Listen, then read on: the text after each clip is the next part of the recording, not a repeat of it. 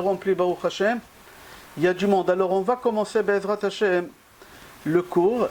Et le cours il va être les Eloi Nishmat. Un ami à moi qui est décédé. Aujourd'hui c'est l'année. Mordechai Azriel ben Iza.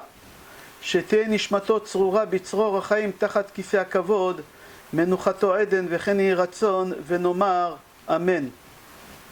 Docteur Marc Abekassis, il ne faut pas conduire et écouter le cours en même temps. Regarde en face.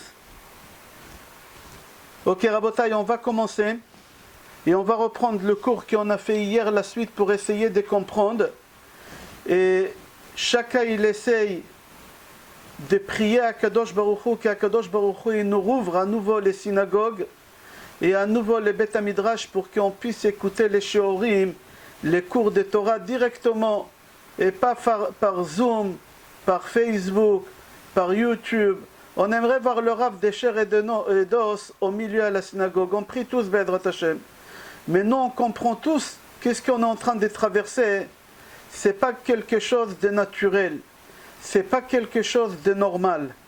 Personne contrôle qu'est-ce qu'on est en train de traverser. Même les plus grands médecins, même les plus grands scientifiques aujourd'hui, ils n'arrivent pas à comprendre et ils ne vont jamais comprendre ce qui se passe et qu'est-ce qu'on est en train de traverser. Pourquoi? On va comprendre Be'ezrat Hashem tout à l'heure, pas seulement dans le domaine médical, ils ne vont pas comprendre qu'est-ce qui se passe. Même dans le domaine économique, le plus grand économistes du monde, tous ceux qui font des stratégies commerciales pour essayer de développer le commerce dans le monde n'arriveront pas. Surtout ce qui va se passer dans 7 mois. Je ne veux pas être alarmiste. Si on ne va pas prendre conscience de la situation tout de suite, maintenant, Akadosh Baruch Hu Chas v'Shalom, il ne va pas nous pardonner. On est obligé de faire un travail de conscience pour apaiser la colère de Akadosh Baruch Hu. Aujourd'hui, si on s'en sort, Baruch Hashem, les sociétés s'en sortent plus ou moins, parce que la France, elle s'emprunte des milliards et des milliards d'euros de la Banque européenne, mais cet argent, il faut la rendre un jour. C'est nos petits-enfants qui vont payer qu'est-ce qu'on est en train de payer. Mais la France, il faut savoir que ce n'est pas un pays riche comme on le croit. C'est un pays qui a 300 milliards de dettes. Et si Chas v'Shalom, il y a une deuxième vague au mois de septembre, la France ne pourra plus prêter. Et là, si la France ne pourra plus prêter, alors toutes les sociétés vont tomber. Et la situation économique en France, elle va être catastrophique. Et c'est pour ça qu'on va essayer, Be'ezrat Hashem, de comprendre ensemble qu'est-ce qui se passe, comment ça se fait qu'ils ont ouvert les écoles. Est-ce qu'ils ont pris nos enfants pour des lapins, des laboratoires? Est-ce que nous, on est des souris des laboratoires qui sont en train de tester sur nous? Est-ce qu'il y a une deuxième vague, Chas v'Shalom, oui ou non? On est obligé de réfléchir et d'essayer de comprendre qu'est-ce qu'eux, ils n'arrivent pas à comprendre. Et ensemble, Be'ezrat Hashem, on aura un train en avance, comme on dit, et on va comprendre qu'est-ce que Hashem il attend de nous. Tous ont prié à Kadosh Baruch Hu, tous on a prié à Kadosh Baruch Hu, mais Hashem, des fois, il n'écoute pas nos prières. Pourquoi Hashem, il n'écoute pas nos prières? Rav Yonatan Ifshitz, il ramène un pasouk dans Echa. Je vous conseille de marquer les références et de regarder après dans Echa ce pasouk-là. Echa, chapitre 3, pasouk même Dalet, 43. Là-bas, il y a le pasouk qui dit Sakota be'anan lo ya'avor tefila. Sakota, souka, le toit, be'anan, le toit que nous on a sur nous à la synagogue, ces nuées-là qu'on a, à cause de ces nuées-là, la tefila ne peut pas traverser pour arriver chez Hachem. Comme ça, il dit Echa. Sakota be'anan, on a un toit sur nous, un nuée sur nous à la synagogue. Mais avort tfila, la prière ne peut pas traverser. Il dit Rav Yonatan Ifshitz, quand on parle, on fait sortir de la vapeur de notre bouche. Et la vapeur en général, ça devient des nuées. Et à la synagogue, quand on parle des choses qui ne concernent pas la tfila ou le cours de Torah, on est en train de former à la synagogue des nuées. Et ces nuées-là, ils sont tellement épaisses que la prière, elle n'arrive pas à traverser. Même si toi, tu vas à la synagogue et tu ne parles pas et tu essayes de prier, il faut que tu saches que ta prière ne traverse pas. Ce n'est pas de ta faute, mais ça bloque la prière. Il y a des gens qui parlent à la synagogue. On est obligé de faire en sorte que tout le monde se taise à la synagogue. Et là maintenant on va comprendre pourquoi on met aussi les masques. Quand tu mets le masque, alors toute la vapeur tu la gardes toi-même. Pourquoi? Parce que tu as assez vomi ta vapeur à la synagogue. Tu ne vas pas maintenant encore continuer à la vomir. Akadosh Baruch Hu, il a fait quelque chose d'extraordinaire qu'on sera obligé de porter le masque. Hier dans le cours, quand un peu j'étais sous les émotions, j'ai dit avec des références, c'est pas de moi-même, que nos synagogues, quand on parle, c'est la même chose que les toilettes à Mavdil. Et hier, il y a quelqu'un du cours qui m'a envoyé un journal de Canada à Côte-Saint-Luc, qu'il y a des goïms qui sont rentrés à la synagogue, ils ont pris des Sefer Torah et des Tfilin, et ils les ont mis dans les toilettes. Ils les ont mis dans les toilettes. Sefer Torah et Tfilin. Juste au moment qu'on faisait le cours, c'est passé à Côte-Saint-Luc, à Canada. C'est-à-dire qu'on n'était pas loin de ce qu'on a dit, qu'est-ce que Chachamim ils disent.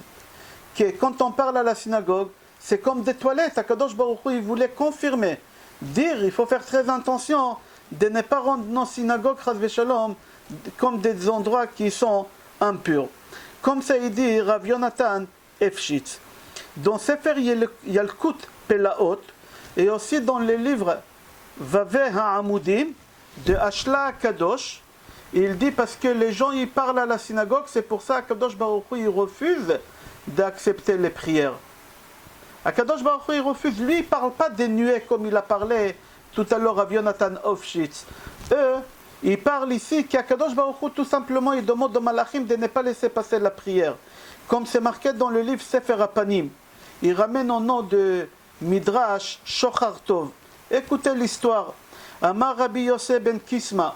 Rabbi Yosef ben Kisma il raconte, un jour j'étais sur la route et j'ai vu 300 chameaux, 300 chameaux chargés de la colère et de la rage. Vous imaginez 300 chameaux chargés de la colère et de la rage. Et en marchant dans la route, j'ai vu plus loin Eliyahu Hanavi.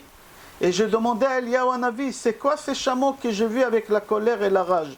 Écoutez qu'est-ce qu'il dit le Midrash. Amarli Eliyahu Hanavi, il m'a répondu Eliyahu Hanavi, Elou le batek nesiot shemedabrim. Ces chameaux-là, ils vont dans des synagogues où les gens parlent. Akadosh Baruch Hu, il jette sur les gens là-bas toute sa rage et sa colère sur les gens qui parlent là-bas. Et il lui a posé la question, Rabbi Yosef ben Kisma, et les gens qui ne parlent pas. Il leur a dit, eux aussi ils payent. Ils prient dans cette synagogue, ils sont responsables. Change de synagogue. Si tu vas dans une synagogue et on parle là-bas, il faut changer de synagogue jusqu'à que tu trouves une. Tant que tu ne trouves pas, prie à la maison. C'est moins dangereux que prier à la maison qu'à la synagogue avec un minyan que le rabbin y parle, au milieu de la chazara, au milieu des kriyat à Torah. Alors il dit comme ça, je continue dans le Sefer Derech Moshe, à Ouvaï, mes bien-aimés, Echai, mes frères, Achiotai, mes sœurs, si vous voulez ne pas mourir dans l'épidémie, il parle d'une épidémie en général, et aussi vos enfants, que Dieu nous protège, ne mourront pas dans une épidémie, ne parlez pas à la synagogue. Évitez de parler à la synagogue. Il ne faut pas qu'on parle à la synagogue, il dit, et vos enfants, Bezrat Hashem, et vous allez avoir une longue vie. Venez voir Gemara Shabbat, je donne les références, vous pouvez voir la Gemara tranquillement après. La Gemara Shabbat, page 33, Lamed Gimel, comme Lag Baomer, 33, Amoud Bet. Qu'est-ce qu'elle dit la Gemara là-bas? Là-bas la Gemara dit comme ça, que Rabbi Shimon Bar Yochai, il était dans la grotte pendant 12 ans. Et Eliyahu Hanavi venait pendant 12 ans, 2 fois par jour. 2 fois par jour il venait. Et pendant 12 ans, vous imaginez, et un jour, quand Eliyahu Hanavi, il fallait qu'il annonce à Rabbi Shimon Bar Yochai qu'il peut sortir, Eliyahu Hanavi, il n'a pas osé rentrer. Et il a demandé qui peut prévenir Rabbi Shimon Bar Yochai de sortir. Hachem, il a dit à Eliyahu Hanavi, je ne comprends pas, tu vas là-bas 2 fois par jour. Tu peux rentrer. Pourquoi tu ne rentres pas? Tu peux rentrer. Il lui a dit, tu peux rentrer. Pourquoi tu ne rentres pas? 2 fois par jour, tu rentres. Et Eliyahu Hanavi, il a dit à Hachem, je ne peux pas parler des choses qui ne font pas partie des cours de Torah et de la tfila dans la grotte. C'est une synagogue là-bas, je ne peux pas. Alors comment il a fait Eliyahu Hanavi? Regardez la Gemara, mot à mot c'est marqué là-bas. Eliyahu Hanavi il est sorti à l'extérieur et de l'extérieur il a crié. Est-ce que Rabbi Shimon Bar Yochai peut écouter ce que je dis? Il faut que tu saches que le roi il est mort et tu peux sortir. Vous imaginez un scoop? Rabbi Shimon Bar Yochai après 12 ans qu'il est dans la grotte avec son fils, il peut sortir. Il n'a pas osé dire ça à l'intérieur. Il n'a pas osé dire ça à l'intérieur. Qu'est-ce qu'il a fait Rabbi Shimon Bar Yochai et Eliyahu Hanavi? Par l'extérieur, il a annoncé ça. C'est bizarre pour quelqu'un qui rentre là-bas 2 fois par jour. Il a dit non, je ne parle pas. Eliyahu Hanavi, avec toute sa grandeur, il a dit je ne prends pas le risque de parler dans un endroit où on parle des choses qui ne concernent pas la tfila. C'est lui qui a un stylo. C'est lui qui a un stylo. Ok, je suis désolé, parce que je me suis déplacé, je ne suis pas à Paris, je suis en déplacement. Et à Paris, je me connecte directement sur Internet. Et là, je suis sur la Wi-Fi, ça capte mal. Ok, alors on va reprendre où on n'a pas pu écouter. J'ai ramené le livre Sefer Apanim, qui ramène le Midrash Shochar Tov. Amar Rabbi Yosef ben Kisma. Rabbi Yosef ben Kisma dit, une fois j'ai marché sur la route et j'ai vu 300 chameaux qui portaient sur eux la colère et la rage. La colère et la rage. Et j'ai vu Eliyahu Hanavi plus loin et je demandais à Eliyahu Hanavi c'est quoi ces chameaux-là? Et il m'a dit c'est pour les synagogues où les gens parlent. Là-bas je jette toute cette colère et rage. Et je lui dis et les gens qui ne parlent pas, il m'a dit, même pour les gens qui ne parlent pas à la synagogue, eux aussi ils vont être touchés par cette colère et rage. C'est-à-dire quand on y va dans une synagogue, et on sait que dans cette synagogue-là, nous on ne parle pas, mais il y a des gens qui parlent, on n'a pas le droit.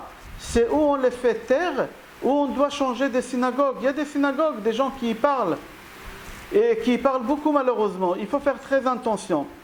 Et il dit dans le livre d'Erech Moshe, Aouvai, mes bien-aimés, Echai, mes frères, mes sœurs, si vous ne voulez pas mourir dans une épidémie, il parle d'une épidémie en général comme ça, et vous ne voulez pas que vos enfants, chas v'shalom, meurent dans une épidémie, ne parlez pas à la synagogue, ne parlez pas à la synagogue.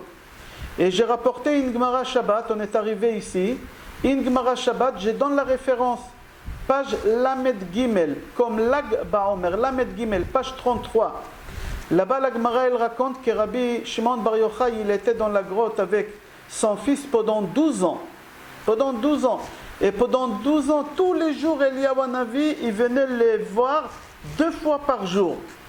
Eliyahu Hanavi, il venait 2 fois par jour. Après 12 ans, quand le roi il est mort, et le décret il était annulé, Hachem il a demandé à Eliyahu Hanavi de prévenir Rabbi Shimon Bar Yochai. Eliyahu Hanavi il a dit à Kadosh Baruch Hu, je ne peux pas le prévenir parce que je ne peux pas parler dans la grotte. Dans cette grotte, Rabbi Shimon Bar Yochai il fait la tfila, c'est une synagogue, je ne peux pas. C'est bizarre, c'est un scoop. Tu es en train de libérer Rabbi Shimon Bar Yochai des prisons après 12 ans. Non, il a dit il y a plus important de libérer quelqu'un après 12 ans de prison. C'est quoi? C'est de ne pas parler, je ne peux pas. Alors regardez la Gemara là-bas, elle raconte notamment qu'est-ce qu'il a fait Eliyahu Hanavi. Il est sorti de la grotte et il a crié à l'extérieur de la grotte. Rabbi Shimon Bar Yochai, le roi il est mort. Tu peux sortir chez toi à la maison. C'est marqué noir sur blanc dans la Gemara. Qu'Eliyahu Hanavi il a crié de loin à Rabbi Shimon Bar Yochai de l'extérieur de la grotte qu'il peut rentrer chez lui. Tellement Eliyahu Hanavi il avait peur de parler des choses ils n'ont pas aucun rapport avec la prière. C'est lui qui a un stylo, il marque Dibour, Dalet, Yud, Bet, Resh. C'est quoi Dibour? C'est parole. Enlevez de ces mots-là les 2 lettres saintes, les 2 lettres qui appartiennent à Hachem, le Yud et le Vav. Le Yud et le Vav, c'est le nom de Hachem. Retirez-les. Qu'est-ce qui reste là-bas? Dever, Dalet Bet Resh. C'est quoi Dever? Épidémie. D'ici on apprend quand tu ne parles pas à la synagogue, le Yud Vav, Hachem il nous protège d'épidémies. À partir du moment qu'on parle d'Ibour, on parle à la synagogue, Akadosh Baruch Hu il se retire, il prend avec lui la protection. Et qu'est-ce qui va rester? Il va rester l'épidémie, Dever c'est épidémie. Alors quand on pose la question, pourquoi on a cette épidémie-là? On a la réponse tout simplement parce qu'on parle à la synagogue. Tous les rabbanim, ils ont dit ça. Venez, on va voir plus loin. Comment on appelle la synagogue dans la Gemara? Mikdash Me'at, petit sanctuaire. C'est-à-dire quoi le petit sanctuaire? On avait le grand Beth Amikdash qui s'est coupé en morceaux, petits morceaux, et dans chaque pays il y a un petit morceau qui est parti, et on a fait là-bas une synagogue comme on a dit hier. Mais en hébreu, comment on dit synagogue? Bet Knesset. C'est quoi Bet Knesset? L'endroit où on s'est réunis. L'endroit où on s'est réunis. C'est-à-dire quoi l'endroit où on s'est réunis? Il faut que tu saches qu'à l'époque on avait le Bet Amikdash, où Akadosh Baruch Hu il a résidé. Et c'est là-bas qu'on faisait toutes nos demandes, tous nos sacrifices. Puisque le Bet Amikdash il a été détruit, alors Akadosh Baruch Hu il est venu dans les sanctuaires qu'on a construits, les synagogues. Et tout aujourd'hui se passe à la synagogue exactement comme au Bet Amikdash. Au Bet Amikdash, on avait le Kohen. À la synagogue, on a le Chazan. La synagogue, c'est un endroit, quand on y va là-bas, c'est pour être connecté avec Hachem. Si tu viens à la synagogue, pas pour te connecter à Hachem, tu viens pour parler du mal à Hachem là-bas à la synagogue, alors c'est pas bien. Quand on vient à la synagogue, tu viens pour une seule chose, c'est te connecter à Hachem. Tu n'as pas un autre choix. Tu ne peux pas dire je viens et en même temps je raconte les exploits que j'ai faits. Il n'y a pas une chose pareille, je viens me connecter à Hachem et aussi je viens raconter. C'est où tu viens te connecter à Hachem ou tu ne viens pas du tout. Il n'y a pas où. Il n'y a pas un autre choix. Tu as un seul choix. C'est comme si tu vas aujourd'hui au tribunal. Et il faut savoir que dans le tribunal, en pleine audience, on n'a pas le droit de parler. Et si tu parles au milieu d'une audience, tu vas recevoir une amende à payer. Et je demandais à un ami à moi qui est là, il est en cours, il est avocat. Il m'a dit c'est un délit d'outrage de magistrat. Il m'a dit la sanction 434-24, c'est 2 ans d'emprisonnement et 30 000 € d'amende. C'est-à-dire quand tu vas ici au tribunal et en pleine audience, tu parles, tu fais sortir ton portable, tu réponds au téléphone, il m'a dit c'est 434-24, 2 ans d'emprisonnement.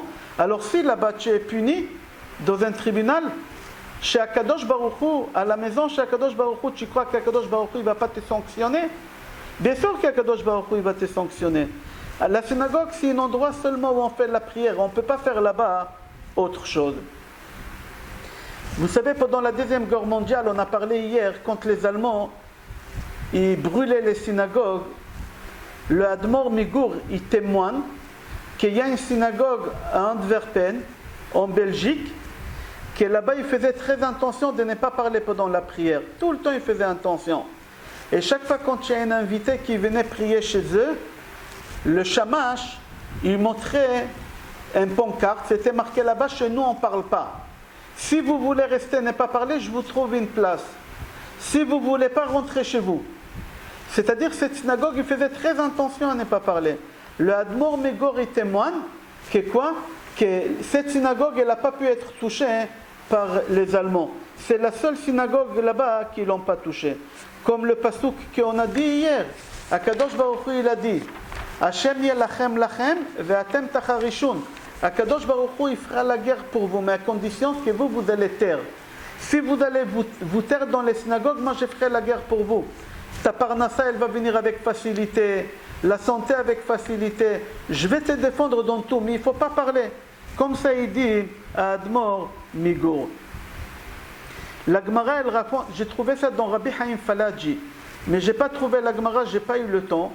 Rabbi Chaim Falaji, il a dit qu'il a vu dans la Gemara qu'il y a une femme qui était âgée, qu'elle a vécu plus que 95 ans, et elle était en bonne santé, et elle avait marre de la vie. Elle n'avait pas marre de la vie. Qu'est-ce qu'elle a fait? Elle est partie voir Rabbi Yosef Bar Chalafta, c'est lui qu'on a vu tout à l'heure.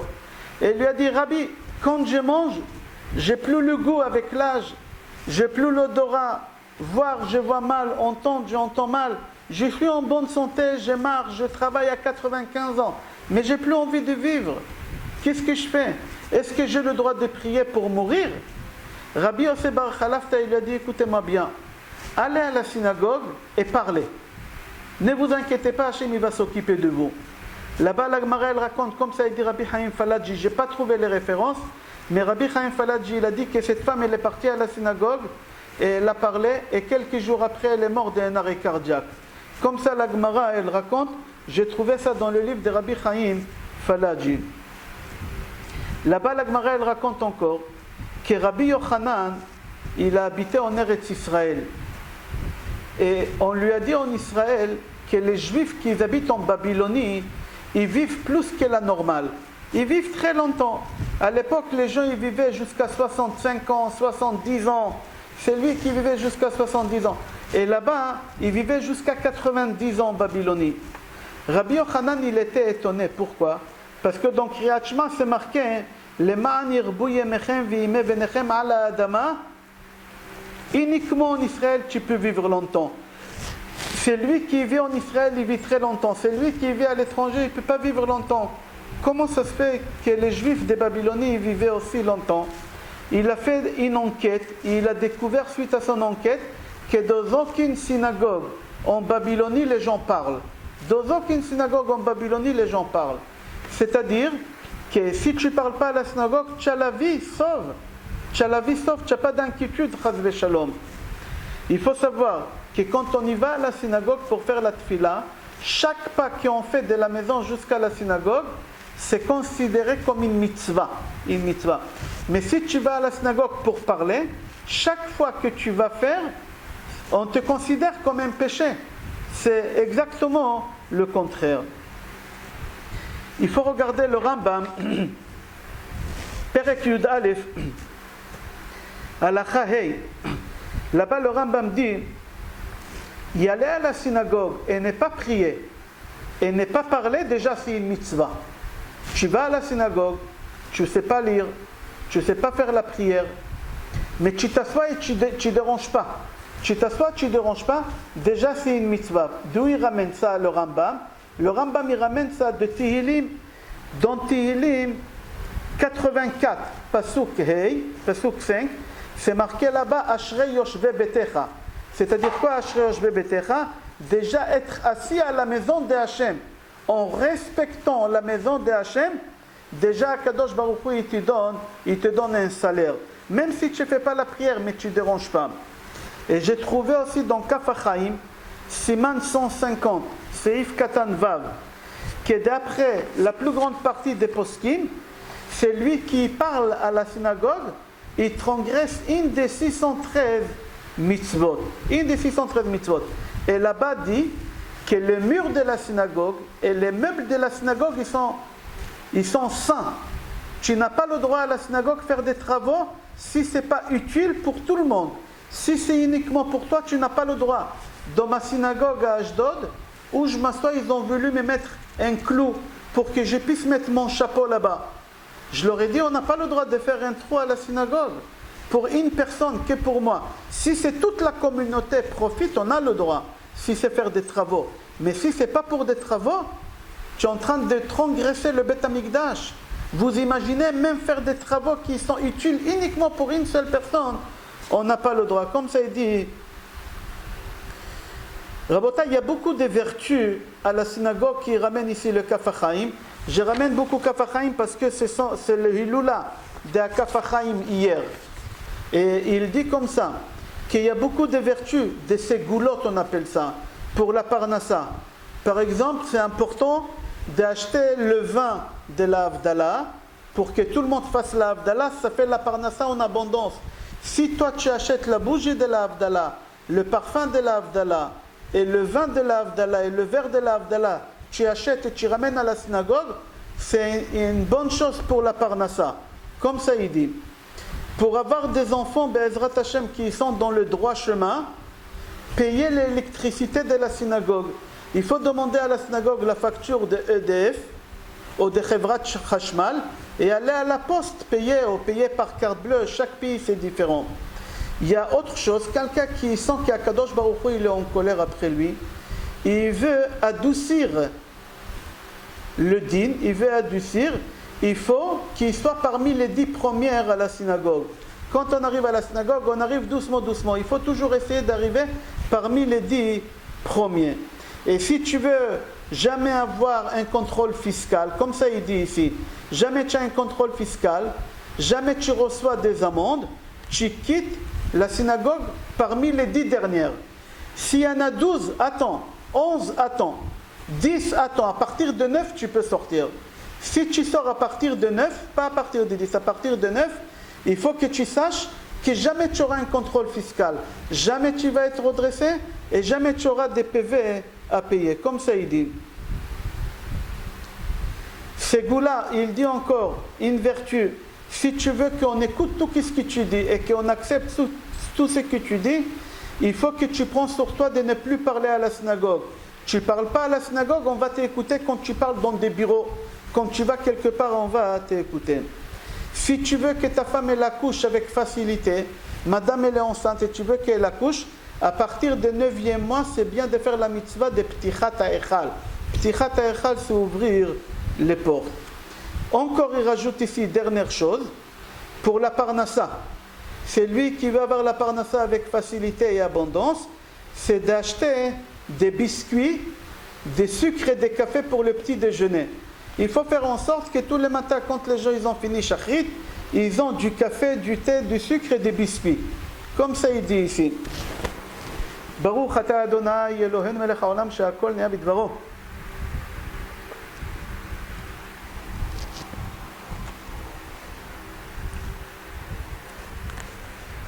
Dans le livre Tochachot Chaim, jusqu'à c'était Kaf HaChaim.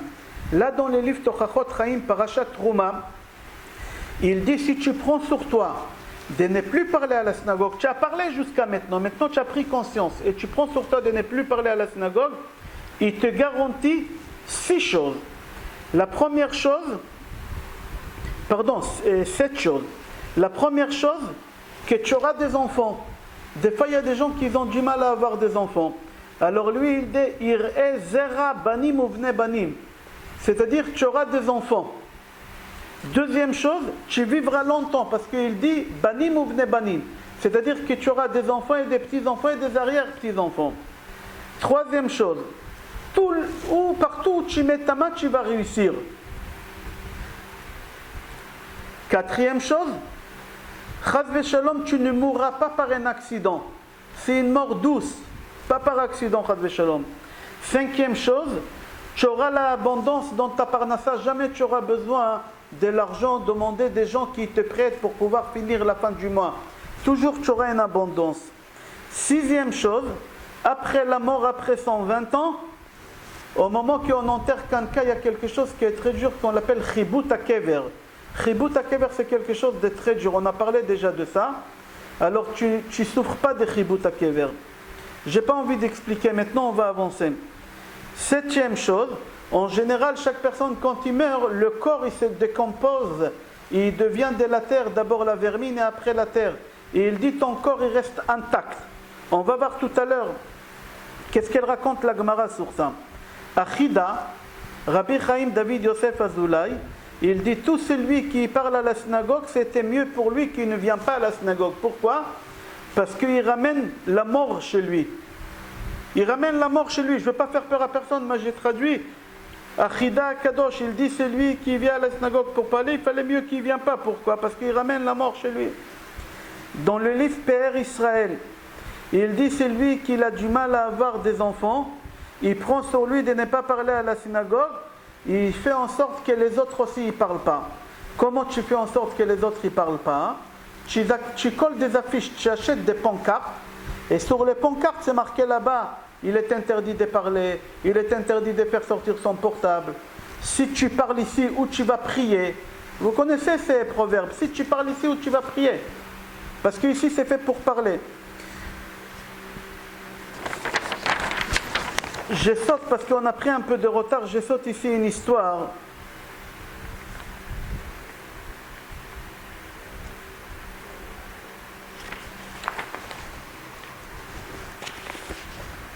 pardon. Ok. Je reprends Rav Wosner. Rav Wosner Zatzal, il dit que les paroles à la synagogue, ils bloquent la prière. Lui, il ne parle pas des nuées. Lui, il dit qu'Akadosh Baruch Hu, qu'est-ce qu'il fait? Il arrête la prière. Comment Hachem il arrête la prière? Un goy, quand il prie à Hachem, un non-juif, quand il prie direct à Hachem, je ne parle pas des non-juifs qui prient d'abord à leur prophète et ils disent que le prophète il va transmettre à Hachem. Un non-juif qui va au kotel, il y a beaucoup de non-juifs qui vont au kotel et ils prient. Alors sa prière elle passe par des tamis, comme ça il dit Rav Wosner. Mais un juif quand il prie, ça va direct chez Hachem, ça passe pas par des tamis. Mais il dit un juif qui parle à la synagogue, ou un juif qui va dans une synagogue où on parle et lui il ne parle pas, toutes ces prières ils ne vont pas directement chez Hachem. Ils passent par le même tamis, que les non-juifs. Venez, on va voir ce qu'il dit le Zohar HaKadosh, Parashat Teruma, Daf Kuf Lamed Aleph. Il dit c'est lui qui parle des mauvaises paroles à la synagogue. Hachem Yatzilenu, ça se voit qu'il ne fait pas partie du peuple juif. Nous on sait qu'un non-juif il peut se convertir au judaïsme. Un juif il reste toujours juif. Et il dit le Zohar HaKadosh, un juif qui parle à la synagogue, il perd cette étincelle de judaïté. Il perd cette étincelle. Pourquoi? Parce qu'il montre qu'il ne croit pas qu'Akadosh Baruch Hu il est là. Qu'Akadosh Baruch Hu il est à la synagogue. Comme ça il dit. Shemar'eh she'en lo Elokim. Parce qu'en parlant à la synagogue, il montre qu'il n'y a pas de Dieu. Il ne fait pas partie de Dieu. Et Dieu, il n'est pas à la synagogue. Alors, Akadosh Baruch Hu, qu'est-ce qu'il fait? Akadosh Baruch Hu, il élimine le peuple juif. Il perd sa judaïté. Ve'en lo chelek be'Eloha Israël. Quand il va voir la résurrection des morts, cette personne, elle ne va pas ressusciter. Comme ça, il dit. Je répète, Maran Shulchan Aruch, Siman 124. Maran Shulchan Aruch, Siman 124. Et c'est rapporté aussi dans Mishnah Brura, Siman Seif Katan, Chav Zain. Il dit, celui qui parle à la synagogue, son péché, il est énorme. Et la punition, elle va être en conséquence. Et on doit lui crier. Qu'est-ce qu'il dit ici, Maran? D'accord, tous ceux qui parlent, on a parlé depuis hier et aujourd'hui, que c'est un grand péché. Mais Maran, il rajoute quelque chose qu'on n'a pas dit. Que tu as le devoir et l'obligation d'aller lui crier. D'aller lui faire la remarque. Il ne faut pas faire honte aux gens. Mais il faut aller lui dire, écoutez, il faut... Parce qu'il est en train de mettre ta vie en danger aussi. On a dit, Rabbi Yosef ben Kisma, il a vu 300 chameaux chargés des rages et des colères. C'est pour qui? Pour toi aussi, que tu ne parles pas à la synagogue. Aliyah Rabba, il y a un livre qui s'appelle Aliyah Rabba, il ramène en nom de Kolbo. Oy le anashim shemedabrim bebet keneset. Il a dit, oh ceux qui attendent de gens qui parlent à la synagogue, car nous on a vu, ils témoignent qu'ils ont vu des synagogues qui étaient détruites parce qu'ils ont parlé pendant la prière. Et j'ai vu aussi que Baba Saleh, il a témoigné qu'au Maroc, les synagogues, comme j'ai dit hier, que les synagogues n'étaient pas détruites au Maroc. Pourquoi? Parce qu'au Maroc, ils n'avaient pas l'habitude de parler là-bas à la synagogue. Maharachu, c'est Rabbi Chaim Vital. C'est l'élève préféré à Arizal. Il témoigne sous son Rav Arizal que même des cours de Torah, il ne donnait pas à la synagogue. Même des cours de Torah, il ne donnait pas à la synagogue, son Rav. Pourquoi? Parce qu'il a dit, quand je donne un cours de Torah, les gens ils peuvent poser une question, dire une question à une autre question, et on peut sortir de contexte et parler d'autre chose. Alors il n'a pas voulu prendre le risque à Rizal, même des cours de Torah, il ne donnait pas à la synagogue. Il disait, la synagogue c'est un endroit où on prie, et Beth Midrash c'est un endroit où on enseigne. Quand on prie, c'est la prière, et quand on étudie la Torah, on étudie la Torah. Comme ça il dit Maharachu sur son Rav. Il dit qu'il y a 4 façons de faire pour faire éviter les gens de parler à la synagogue. La première chose, comme j'ai dit tout à l'heure, marquer des affiches dans la synagogue. Marquer des affiches. Shtika yafa b'shat atfila. Le silence au moment de la prière, c'est la meilleure chose. Comme ça, il marque aussi Chavot Yair. Ashla Kadosh, Shtel Luchot Abrit, il dit que chez lui à la synagogue, il a instauré de faire une amende. Quand quelqu'un y parlait, il payait 18 pshitim. Pshitim, c'est à peu près l'équivalent aujourd'hui des 3 euros. Celui qui parlait à la synagogue, il payait une amende à la synagogue de 3 euros. Il dit aussi, Rabbi Haïm Falaji, de fixer des cours de Torah. Quatrième chose, nommer quelqu'un à la synagogue qui passe faire taire les gens, avec diplomatie. Et s'ils ne comprennent pas, les mettre à l'extérieur de la synagogue. Il n'y a pas le choix, c'est ou tu t'assois et tu ne parles pas, ou tu sors à l'extérieur. Il y a des gens qui ne peuvent pas s'en parler. Tu ne peux pas s'en parler? Alors rentre chez toi à la maison, comme ça il dit. J'ai vu comme ça encore,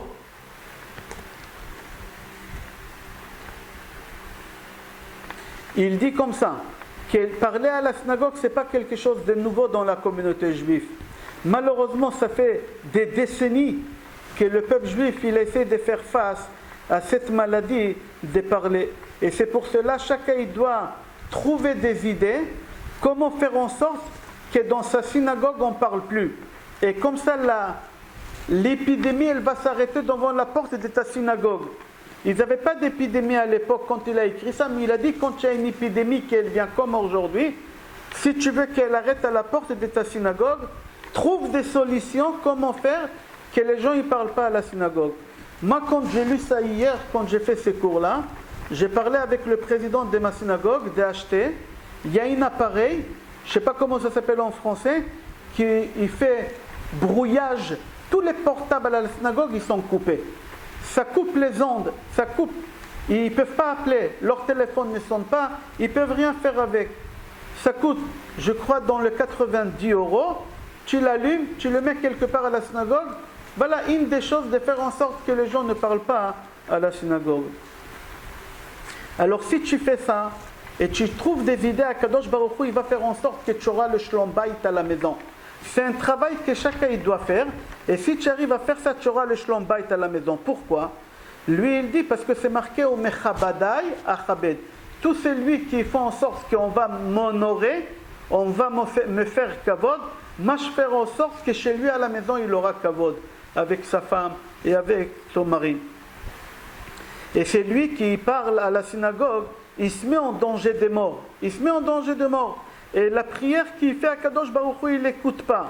Et si tu arrives en sorte qu'on ne parle pas à la synagogue, voici comment Hachem il te récompense. Il te donne la vie, il te donne la santé, il te donne la parnassa, il te donne les enfants. Je l'ai à l'intérieur. V'inaten lo chaim briut parnassa ou banin. Et mis à part ça, n'oublie pas, chaque respiration que tu respires, si tu respires, sache que c'est grâce à ça que tu n'as pas parlé à la synagogue. Parce qu'au moment que tu parles à la synagogue, Hachem il doit t'étouffer tout de suite parce que tu parles à la synagogue. Et si tu parles, comment tu t'attends que tu auras la parnassa? Si tu parles à la synagogue, qu'est-ce que tu t'attends que tu vas être en bonne santé?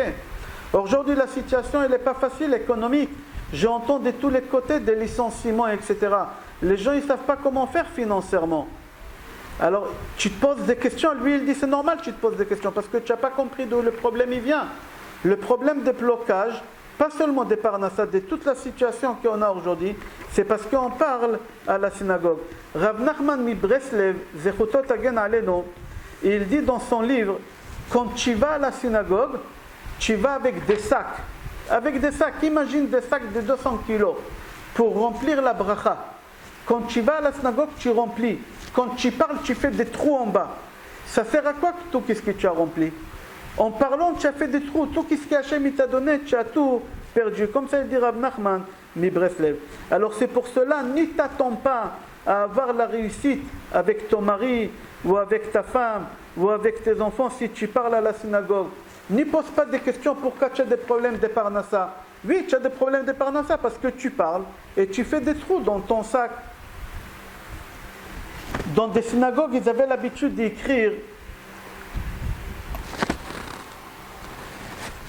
Seva. Seva, en hébreu, ça veut dire vieillesse. C'est lui qui a un stylo qui l'écrit. Seva, ça s'écrit avec Shin. Seva, pas sa mère. Seva, Shin, Yud, Bet, Hey. À la synagogue, ils ont l'habitude d'écrire en gros Seva. Pourquoi Seva? Parce que Seva, c'est Raché Tevot. Shtika, Yafa, bebet à Knesset. Le silence est de l'or à la synagogue. Alors si tu fais attention à ne pas parler à la synagogue, tu vivras jusqu'à Seva. Seva, c'est jusqu'à 100 ans. Jusqu'à 100 ans, tu vivras. Rabotai, on va continuer. J'aimerais pas écrire ici en détail qu'est-ce qu'il écrit, le Admor Mitash. Parce que tout ce qu'il écrit ici, c'est des choses qui sont très très dures. Très très dures qu'il écrit. Je vois que des gens, ils me marquent ici des commentaires, il ne faut pas faire fuir les gens à la synagogue. Moi, je ne fais pas fuir les gens à la synagogue, moi, je fais fuir ceux qui y parlent. Ceux qui y parlent, il faut mieux qu'ils ne viennent pas. Qu'ils ne viennent pas. Non, il faut qu'ils ne viennent pas. Moi, je vous réponds, Madame Elisabeth, il faut mieux qu'ils ne viennent pas. Je ne fais pas fuir les gens qui ne parlent pas, les gens qui ne parlent pas, qui viennent et qui font taire les autres. Alors, qu'est-ce qu'il dit le Tash? C'est des paroles qui sont très dures. Et il dit comme ça, il faut que vous sachiez, et gravez ça dans votre mémoire. Tous les gens qui parlent au moment de la tfila, ils n'ont aucun lien avec Akadosh Baruch Hu. Ils iront en enfer et ils sortiront jamais de cet enfer. Il dit, si tu veux sauver ta peau, arrête de parler à la synagogue. Si tu veux mériter avoir la construction des Beth Amikdash, fais en sorte qu'on ne parle pas à la synagogue.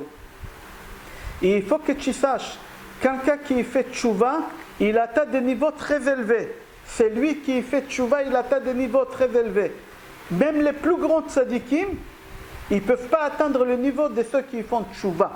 Il y a des gens qui croient faire tchouva, c'est quelqu'un qui a transgressé Shabbat. Maintenant, il prend sur lui et n'est pas transgressé Shabbat. Il y a des gens qui croient faire tchouva, c'est quelqu'un qui l'a tué. Maintenant, il prend sur lui et pas tué. Pas du tout. Faire tchouva, c'est quelqu'un comme moi, religieux, avec la barbe et le chapeau. Et il a fait une bêtise et il a regretté. Ça s'appelle tchouva. C'est lui qui l'a parlé à la synagogue. Et à partir de maintenant, il prend sur lui faire tchouva. Alors il est considéré comme un tzaddik gamour. Si tu prends sur toi à partir de maintenant de rentrer à la synagogue et de ne pas parler, de faire taire, tu es considéré comme un tzaddik gamour. Comme ça il dit le Admor Mitash. Il y a des gens qui parlent à la synagogue pour la simple raison qu'ils ne sont pas au courant de la gravité. Il y a des gens qui comprennent, qui savent la gravité de la chose, et ils parlent. Et eux, ils croient, mais il faut parler parce que c'est les orthodoxes qui ne parlent pas. C'est faux et archi faux. Ce n'est pas les orthodoxes qui ne parlent pas, c'est personne qui parle à la synagogue. Venez voir une Gemara. Je n'ai pas trouvé la référence, j'ai essayé de la trouver juste avant le cours, mais je n'ai pas trouvé. Je ne sais pas si c'est dans Megillah ou Shabbat, c'est une de deux. Mais je n'ai pas trouvé. La Gemara, elle raconte que Rav Nachman Bar Yitzchak, il a ramené des employés pour redresser son jardin. Dans le jardin, il avait un tas de gravats. Et il a demandé de venir redresser. Et quand ils sont venus redresser le tas de gravats, ils ont entendu un bruit, quelqu'un qui parle. Eux, ils ont eu peur, ils ont parti appeler Rav Nachman Bar Yitzchak. Ils ont dit à Rav Nachman Bar Yitzchak, on a entendu quelqu'un. Rav Nachman Bar Yitzchak, il va là-bas, il ouvre la terre, il voit un bonhomme enterré là-bas. Il lui dit, qui tu es toi? Il dit, quoi, qu'est-ce que je suis? C'est la résurrection des morts? Il a dit, non, c'est pas la résurrection du mort, mais qu'est-ce que tu fais là? Il dit, moi je suis mort il y a plus de 200 ans. Ça fait 200 ans que je suis mort. Et je croyais que le Mashiach il est venu. Pourquoi vous m'avez dérangé? Pourquoi vous m'avez réveillé? Et il dit, comment tu me racontes? Tu es mort il y a 200 ans, tu n'es même pas pourri. Il lui dit, écoute-moi bien, moi je ne suis pas pourri pour une simple raison. Celui qui ne parle pas à la synagogue ne pourrit jamais. Même dans sa tombe, il reste intact, comme quelqu'un qui y dort. Lui, ça fait 200 ans qu'il dort. La mort n'existe pas. Tous les gens au cimetière, c'est des gens qui y dorment. Akitsu veranenu shochne afar. C'est quoi shochne afar? C'est les gens qui y dorment au cimetière. Il n'y a pas la mort, c'est que le sommeil. Lui, il était en train de dormir dans le jardin de Rav Nachman Bar Yitzchak, ça fait 200 ans, et il a cru que la résurrection des morts, il est venu, ils l'ont réveillé. Et quand il lui a demandé comment ça se fait que tu n'as pas pourri, il a dit pour la simple raison que je ne parle pas à la synagogue. C'est une Gemara très connue. Je n'arrive pas à trouver la référence, je n'avais pas le temps plus tôt, mais vous pouvez la trouver en faisant des recherches.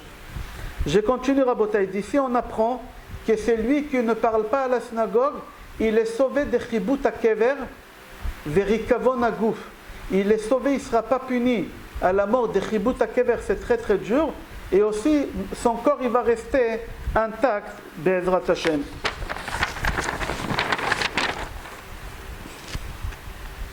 Des fois, Hashem Yatzilenu, on a des épreuves dans la vie. Des fois, on a des épreuves. Et on ne sait pas d'où cette épreuve, elle vient. Des jours au lendemain, ta femme, elle se lève sur le pied gauche et elle te dit, j'ai plus de sentiments. Tu lui dis, mais qu'est-ce que je t'ai fait? J'ai levé la main, je t'ai manqué de respect, je t'ai privé de quelque chose. Moi, j'ai entendu des femmes comme ça, ils disent, non, il n'y a pas un homme comme toi sur terre, mais j'ai plus de sentiments. J'ai plus de sentiments, je ne veux plus rester. C'est une malédiction.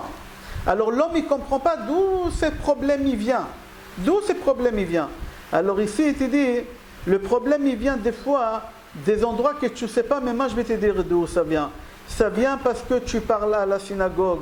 Et tu as oublié que tu parles à la synagogue et tu crois qu'Hachem, il t'envoie des épreuves parce que ça lui fait plaisir de t'envoyer des épreuves. De jour au lendemain, ton mari il a décidé de quitter la maison. De jour au lendemain, tu es licencié de travail. De jour au lendemain, on t'a découvert quelque chose. Il n'y a pas de jour au lendemain, il dit. Il n'y a pas de jour au lendemain. Tu as parlé à la synagogue, où il y a des gens qui parlent à la synagogue et tu ne les fais pas taire. Comme ça il dit. Comme ça il dit. C'est lui qui a un stylo, il marque les références. Je conseille de marquer ces références-là dans le Chumash Bereshit. Parce que moi-même, quand j'ai lu ça ce matin, j'ai été vérifié dans les mots. Dans Sefer Bereshit, chapitre Lamed Dalet, Pasuk Lamed Aleph. C'est marqué là-bas que Yaakov, il a crié sur ses enfants, Shimon et Lévi, pourquoi vous avez tué les habitants de Shrem? Qu'est-ce qu'ils ont répondu, les enfants? Ils ont répondu, ils ont dit, Vayomeru akazona ya'ase et achotenu. Est-ce que notre sœur c'est une prostituée? C'est normal qu'on les a tués. Ils ont violé notre sœur. Shrem, il a violé notre sœur. Alors sur le mot, Vayomeru akazona ya'ase et achotenu, Targum Yonatan ben Ozel dit, vous savez c'est quoi Targum Yonatan? Il traduit mot à mot en araméen. Et lui, comment il a traduit? Est-ce qu'ils vont faire notre sœur comme prostituée? Lui, il écrit comme ça. Lotov shi'idabru bebate knesset shel Israël. C'est pas bien de parler à la synagogue des Juifs. Quel lien? Ma sœur prostituée n'est pas parlé à la synagogue. Quelle traduction? Qu'est-ce que tu as interprété ici? Targum Yonatan ben Oziel dit, si tu parles à la synagogue, voilà ta fille, qu'est-ce qu'elle va se passer? Ta fille, elle va sortir à la prostitution. Comme ça il dit. Comme ça c'est marqué. Je donne la référence encore parce que j'ai eu du mal à comprendre quand j'ai lu ça. Dans Bereshit chapitre 34, Pasuk 31, sur le mot Vayomeru akazona ya'ase et achotenu, regardez Targum Yonatan ben Oziel, et il dit Lotov shi'daberu bebate knesset shel Israël. On n'a pas le droit de parler à la synagogue chez les Juifs. Et chacun il comprend, il dit, et chacun il comprend qu'est-ce que je veux dire. Et j'ai fait des références, et il dit Chaz v'shalom, c'est lui qui parle à la synagogue, sa fille elle va partir Chaz v'shalom de la maison. Comme ça il dit. Vous savez, Yaakov Avinu, quand il a quitté Eretz Israël, je vais faire ça par cœur parce que je ne veux pas être long. Quand il a quitté Eretz Israël, il a dormi dans le mont Moria. Il a fait les rêves avec l'échelle. Vous connaissez, c'est le rêve le plus connu dans la Torah. Yaakov, il dort, il rêve l'échelle, qu'il y a des anges qui montent et qui descendent. Et dans son rêve, qu'est-ce qu'Hachem il lui dit dans son rêve? Hachem il lui dit que jamais tu vas manquer de quelque chose. ונתתי לך לחם לאכול ובגד ללבוש ותשוב אל בית אביך בשלום.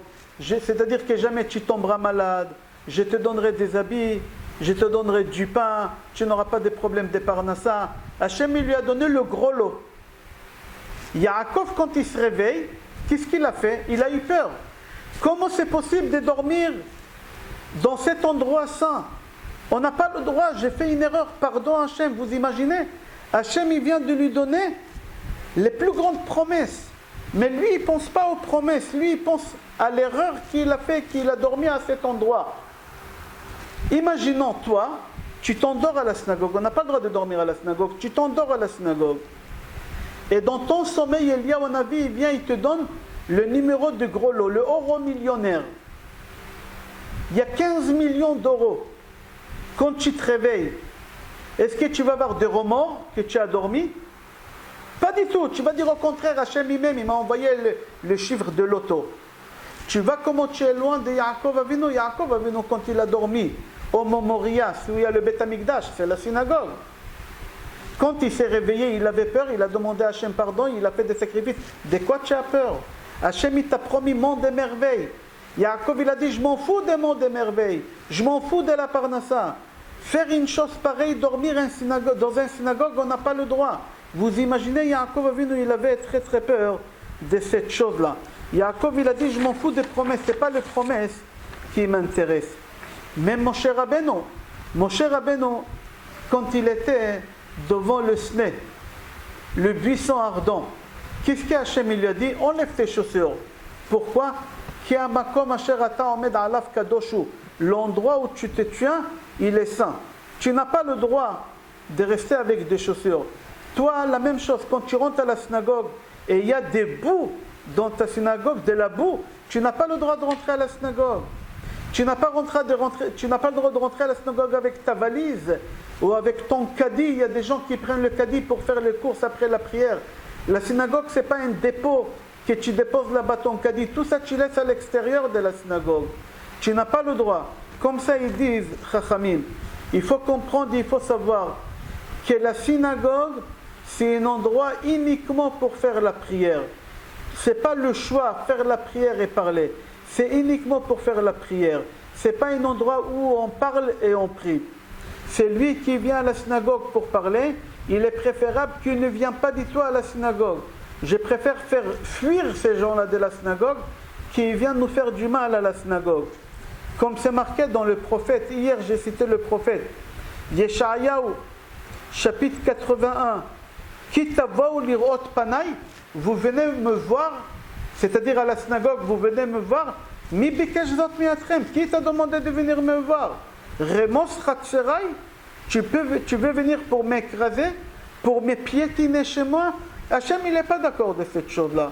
Hachem, il n'est pas d'accord. Hachem, il dit, ne viens pas du tout, je n'ai pas besoin de toi que tu viens. Rabotaï, on va faire un résumé. Et aujourd'hui, on fait le cours un peu court parce que je ne suis pas à l'endroit habituel. Alors venez, on va faire un résumé Bezrat Hashem et après on va essayer de répondre. La situation qu'on est en train de traverser aujourd'hui tous, pas seulement les Juifs de France, le monde entier, que ce soit juif ou non juif, Akadosh Baruch Hu, il a créé l'homme à son image. Il n'y a pas de différence entre un juif et un non-juif dans cette chose-là. On doit s'inquiéter pour les autres comme on s'inquiète pour nous. On doit sauver la vie de l'autrui comme on sauve la vie d'un juif, c'est la même chose. Alors on doit faire un travail de conscience. Pourquoi on souffre tous? En général, le monde entier, et en particulier cette épidémie, la communauté juive, elle a été très très attachée et très touchée. Comment ça se fait qu'on était très touchés? Alors on doit faire un travail de conscience et essayer de comprendre pourquoi on a été touché. Pourquoi il y a beaucoup de gens qui souffrent de la parnassa en ce moment. Moi, autant que Rav, c'est pas facile. Je reçois des téléphones des gens qui veulent se vider, qui veulent avoir des conseils. Et des gens, la semaine dernière, j'ai reçu un coup de téléphone de quelqu'un que je connais bien, qui a une grande entreprise, 600 employés. Il m'a dit qu'il est en train de licencier d'ici vendredi, jusqu'à vendredi dernier, 200 courriers sur les 600, courriers de licenciement, il ne peut pas les garder. Il m'a dit, et si ça ne va pas d'ici un mois et demi, il va licencier encore 200. C'est des grandes sociétés qui n'arrivent pas à tenir la route. Il y a des petites sociétés, il y a des gens qui viennent de commencer à travailler quelque part, les pauvres, ces gens-là, et ils sont encore en contrat durée déterminée, et à cause de la situation, c'est les premiers qui vont être licenciés. Pourquoi Kadosh Baruch Hu il a fait ça? Il y a des gens qui sont chefs de famille, qui ont des loyers à payer, qui ont des remboursements des crédits de la maison à payer. Il y a des gens qui ont investi dans des restaurants sans savoir ce qui va se passer. Et quelques jours avant d'ouvrir le restaurant, il y a l'épidémie qui est venue et les restaurants ils sont fermés, les bars ils sont fermés. Comment Kadosh Baruch Hu il fait ce compte? Personne ne sait comment ça va se passer. Même les médecins aujourd'hui, même les scientifiques, ils ne peuvent pas nous expliquer. Nous, on est des souris des laboratoires, nous, on est comme des lapins, ils nous utilisent. Ce n'est pas de leur faute. Même les chefs d'État, ce n'est pas de leur faute. Eux-mêmes, ils ne savent pas. Le plus grand, personnes qui sont dans la stratégie de l'économie, ils ne peuvent pas nous expliquer. Mais la Torah, elle nous dit, si tu ne fais pas un travail de conscience, sache qu'une deuxième vague, elle va arriver. Si tu ne prends pas sur toi de rentrer à la synagogue et de ne pas embrasser la Médouda, embrasse ta chaise, embrasse le mur de la synagogue, n'embrasse pas la Médouda. Prends sur toi ça. Et Akadosh Baruch Hu, il va nous sauver d'une deuxième épidémie. Si Chas V'Shalom, chacun va croire que la vie, elle reprend normale, et on va parler à la synagogue comme avant, et on va avoir le portable dans nos mains, et on va répondre sur les textos. Je ne réponds pas au téléphone, sur les textos. Strictement interdit. Le téléphone en général, il n'est pas cachère. Le téléphone, il n'est pas cachère. Le téléphone, c'est quelque chose de chéretz. C'est quelque chose de tamé. Il y a l'internet, c'est très sale. Si tu ne mets pas là-bas un filtre pour filtrer les choses, alors tu n'as pas le droit de rentrer avec ça à la synagogue, même si tu regardes un cours de Torah avec. Non, pas à la synagogue. Va dans la Hazrat Nashim. Fais ça là-bas dans la Hazrat Nashim avec ton portable. Mais pas à la synagogue. Rabotai, si chacun il va prendre sur lui à ne pas parler, si chacun il va prendre sur lui à faire taire les autres, Akadosh Baruch Hu, il aura de la pitié sur nous. Et on ne verra pas cette deuxième vague, Chas V'Shalom, qu'elle a commencé déjà, Chas V'Shalom, Hashem Yatzilenu, en Israël. Et là, on a compris qu'est-ce qu'il a dit Rabbi Yonatan Efshitz. Quand je parle, il y a de la vapeur qui sort de ma bouche. Cette vapeur-là, elle est en train de créer des nuages, des nuées sur le plafond de la synagogue. Et ces nuées-là, elles ne laissent pas passer la prière. Cette nuée-là, elle ne laisse pas passer la prière. Comme ça, c'est marqué dans Rabbi Natan Ifshit, son livre Yarod Vash, Pirouchei, il rapporte le Midrash, le Pasuk dans Echa, chapitre 3, Pasuk 43, que les paroles se transforment en nuées. Et c'est ça qui bloque la prière. Alors, Rabotai, j'espère que le message il a été transmis, Be'ezrat Hashem. J'espère que j'étais pas trop dur. Si j'étais trop dur pour la simple raison parce que je n'arrive pas à me contrôler parce que c'est des paroles qui sortent du cœur. Parce que moi-même j'ai fait un travail de conscience, je reconnais. Peut-être moi aussi j'ai pas fait attention, j'avais le portable dans la main. Baruch Hashem, toujours je faisais attention de ne pas parler. Baruch Hashem. Comme ça j'ai été éduqué. Mais peut-être ces derniers temps, avant l'épidémie, je n'ai fait pas attention. J'avais le portable dans la main. J'ai trouvé 1001 raisons d'avoir le portable dans la main à la synagogue. Depuis que j'ai préparé ces cours-là, ça fait une semaine, j'ai pris conscience de la gravité. J'ai demandé pardon. J'ai pleuré devant tout le monde sans avoir honte. Parce que j'ai honte de moi, de ce que j'ai fait. Je demande pardon à Kadosh Baruch Hu. Parce que j'ai peur pour moi. J'ai peur pour mes proches. J'ai peur pour ma femme, pour mes enfants, pour mes petits-enfants. J'ai peur pour mes amis, pour les gens de ma synagogue. Et je demande à Kadosh Baruch Hu pardon et je prie sur moi de ne plus avoir du tout le portable dans la main, pas dans la main. Ne pas venir à la synagogue avec le portable. Il est dans mon cartable. Le cartable il est fermé, le portable il est éteint, Baruch Hashem. Et Akadosh Baruch Hu, il dit que quelqu'un qui prend sur lui quelque chose pareil, Akadosh Baruch Hu, il élimine de lui tous les problèmes des Shlom Bayit, des Parnassa et des santé. Alors que chacun il essaie de faire un travail de conscience, Be'ezrat Hashem, que chacun il essaie de prendre sur lui quand il rentre à la synagogue, embrasser les murs de la synagogue, qu'il ne parle pas à la synagogue, qu'il éteint son portable, qu'il fait taire même le rabbin, sans avoir honte, sans avoir honte. Il ne faut pas avoir peur des personnes. Il faut avoir peur uniquement d'Akadosh Baruch Hu, de lui qu'il faut avoir peur.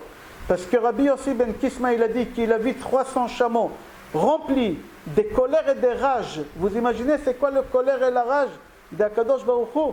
On ne peut pas s'échapper de ça. Alors si tu aimes ta femme, tu aimes tes enfants, tu aimes ta famille, prends sur toi cette chose-là, Be'ezrat Hashem. Et j'espère que les 2 cours que j'ai fait à Akadosh Baruch Hu, il va me pardonner sur mon comportement, Be'ezrat Hashem. S'il y a des questions, on va répondre, Be'ezrat Hashem. Je vous embrasse très fort.